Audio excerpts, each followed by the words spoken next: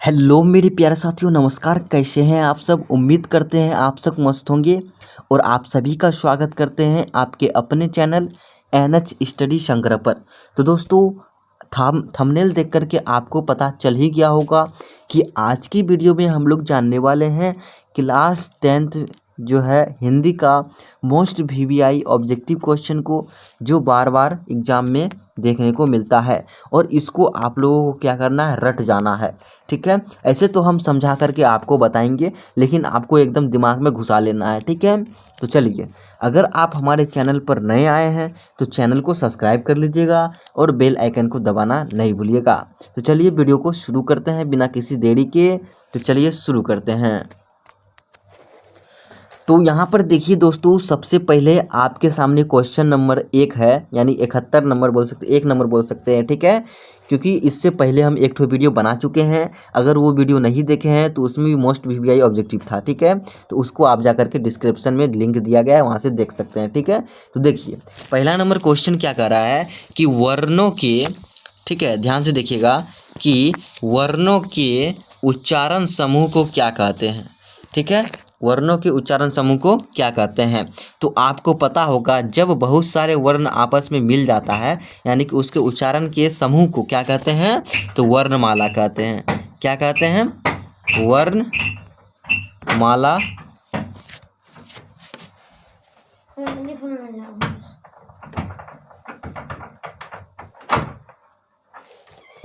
वर्णमाला क्या कहते हैं?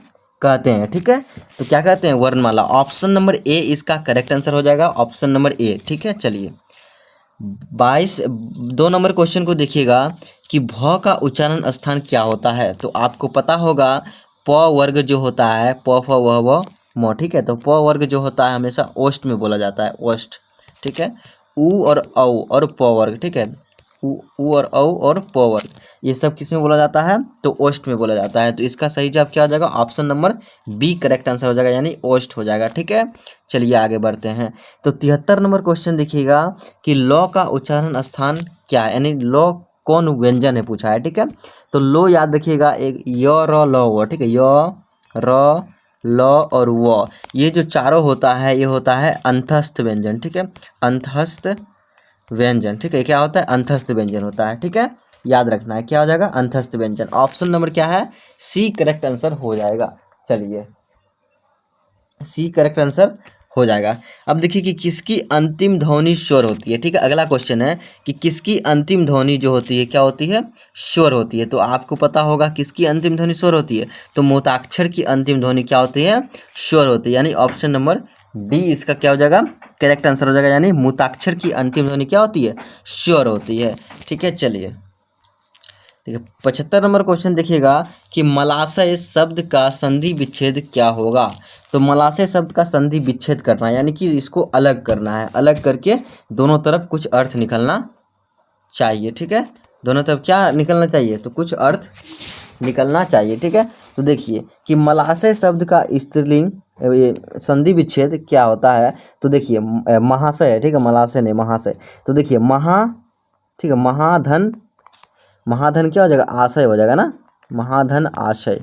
ठीक है, तो क्या हो जाएगा? महाशय। ठीक है, देखिए यहाँ पे अविभक्ति है और यहाँ पे भी आ, जब अ प्लस आ को जोड़ेंगे तो आ ही प्राप्त होगा, इसलिए महा। तो देखिए महाशय। ठीक है, तो यहाँ आ है, इसलिए क्या हो जाएगा? Option number A correct answer हो जाएगा, यानी महाशय। ठीक है, चलिए एक मात्रिक उच्चारण को क्या कहते हैं। तो एक मात्रिक उच्चारण को, यानी कि जिसमें हम अगर बोलेंगे उस वर्ण को तो एक ही मात्रा, यानी कि बहुत कम समय लगे। ठीक है, तो बहुत कम समय किस में लगता है? हर्षव स्वर में। जैसे इसके उदाहरण हो जाता है अ, ठीक है, उ, उसके बाद छोटा ई, ठीक है, उसके बाद आता है री। ये 4 ठो आता है। ठीक है, ये 4 होता है हमारा क्या हर्षव स्वर होता है। ठीक है, ये 4 ठो अ, ई, उ, री। ठीक है, याद रखना है। चलिए 77 नंबर क्वेश्चन देखिएगा कि अक्षतर ज्ञ कौन व्यंजन है। तो अक्षतर ज्ञान याद रखिएगा, कौन सा व्यंजन है, तो संयुक्त व्यंजन है। क्योंकि संयुक्त व्यंजन मतलब क्या होता है कि मिलकर बना हुआ। तो जैसे मान के चलते हैं कि अक्ष है, तो अक्ष तो एक वर्ण से नहीं है। ठीक है, क हलंत और इसको बोलते थे क्या, मूर्धन्य स के मेल से बना है। ठीक है, अक्षर। ठीक है, याद रखना है। जैसे तरह है तो तरह किससे मिला है? त धन र। तो इससे मिलकर बना है त्र, ठीक है।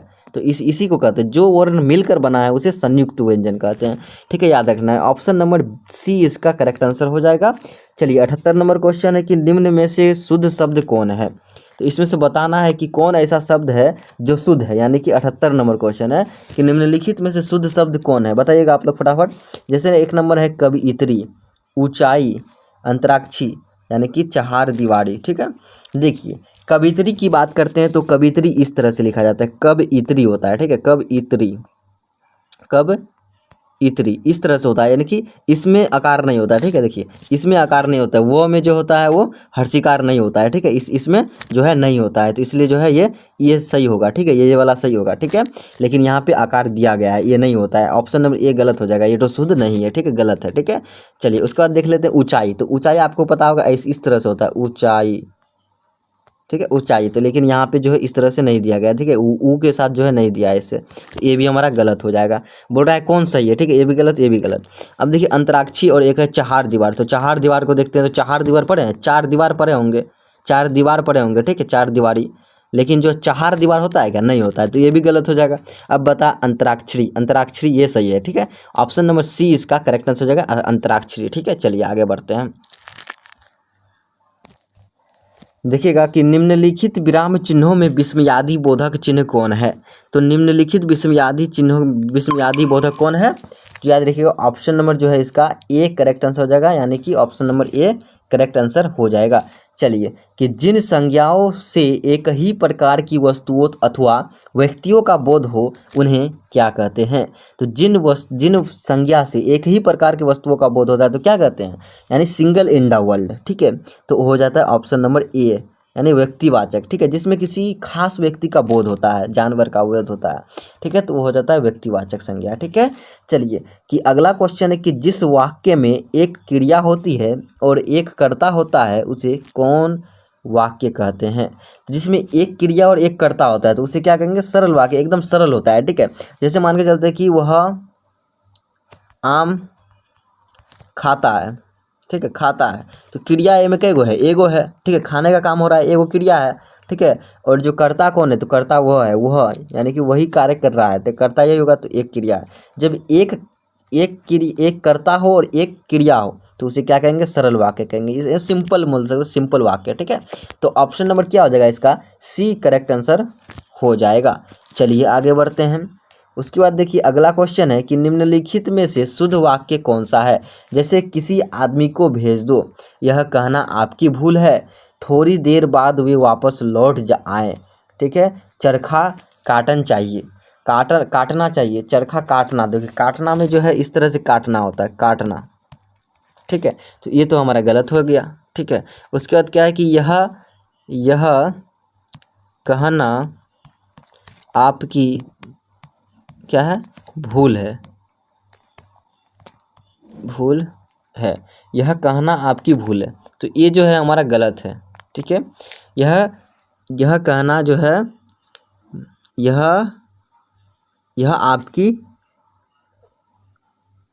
भूल कहना है, ठीक है, ये हमारा गलत होगा, ठीक है। जैसे थोड़ी देर बाद वे वापस लौट आए, थोड़ी देर बाद तुम वापस लौट आए, ठीक है, ये भी गलत है। Option number A correct answer हो जाएगा, किसी आदमी को भेज दो, सिंपल वाक्य है कि किसी आदमी को भेज दो, ठीक है, ये बोलने में भी अच्छा लगता है, तो ऑप्शन ए करेक्ट आंसर हो जाएगा, ठीक है। इच्छा शब्द का पर्यायवाची शब्द क्या होगा। इच्छा मतलब क्या होता है, अपनी मन की इच्छा को व्यक्त करता है। जैसे इच्छा शब्द का पर्यायवाची बोलता है तो उसे पर्यायवाची भी आ सकता है, और एक होता है समानार्थी शब्द, ठीक है। तो ऑप्शन नंबर इसका बी होता है, यानी अभिलाषा, ठीक है। चलिए आधुनिक शब्द का विलोम क्या होगा, प्राचीन होगा, ये सब तो आपको याद करने वाली चीज़ है, ठीक है। स्वेद से उत्पन्न होने वाले के लिए एक कौन सा शब्द है, तो स्वेद से उत्पन्न होने वाले स्वेदस, ठीक है, अर्थ में ही छिपा हुआ है स्वेदर्स, ठीक है। चलिए अपना क्रिया पाना, यानी अपना किया पाना मुहावरे का क्या, अपना किया पाना मतलब क्या होता है, जो कर्म करे हो उसी को भोगो, यानी कि कर्म का फल भोगना, ठीक है। ऑप्शन नंबर ए इसका करेक्ट आंसर हो जाएगा। चलिए उसके बाद क्या है, विधवा शब्द का विलोम क्या होगा, यानी कि देखिएगा यहाँ से विधवा शब्द का विलोम क्या होगा, तो विधवा का उल्टा पूछ रहा है ना, उल्टा हो जाएगा सदवा, ठीक है, सदवा, ऑप्शन नंबर बी इसका करेक्ट आंसर हो जाएगा। चलिए रात का पर्यायवाची शब्द क्या होता है, तो आपको पता होगा कि रात का पर्यायवाची शब्द होता है रजनी, ठीक है, रजनी होता है, रात्रि होता है, ठीक है। ऑप्शन नंबर सी इसका करेक्ट आंसर हो जाएगा बिना अंकुश का के लिए एक शब्द कौन सा है, तो बिना अंकुश मतलब निरंकुश, ठीक है। ऑप्शन नंबर डी इसका करेक्ट आंसर हो जाएगा बिना अंकुश का निरंकुश, ठीक है। फूक फूक कर पैर रखना मुहावरे का अर्थ क्या है, सोच समझ कर आगे बढ़ना, इसे ये ना होता है कि सोच विचार कर जो है काम करना, ठीक है। ऑप्शन नंबर ए इसका करेक्ट आंसर हो जाएगा। चलिए परिवार शब्द का विशेषण क्या है, तो परिवार शब्द का विशेषण याद देखिए पारिवारिक होता है, ठीक है। ऑप्शन नंबर इसका बी करेक्ट आंसर हो जाएगा पारिवारिक, ठीक है, याद रखना है। क्रिया का मूल क्या है बताइएगा, क्रिया का मूल क्या होता है, क्रिया का मूल रूप क्या होता है, तो धातु होता है, ठीक है। ऑप्शन नंबर सी इसका करेक्ट आंसर हो जाएगा क्रिया का मूल रूप क्या होता है, धातु होता है। चलिए उसके बाद क्या है कि शिवम आ रहा होगा, ठीक है, शिवम जो है आ रहा होगा, ठीक है। आ रहा रहा आ गया ना, तो देखिए रहा आ गया जब, तो ये प्रेजेंट का है, ठीक है, प्रेजेंट यानी कि वर्तमान काल का है, ठीक है, वर्तमान काल का। यहीं पर आता है कि शिवम आएगा तब होता भविष्य काल, ठीक है। यहाँ पे बहुत बच्चा होगा कि जो भविष्य काल लगा देगा, लेकिन भविष्य काल गलत होगा।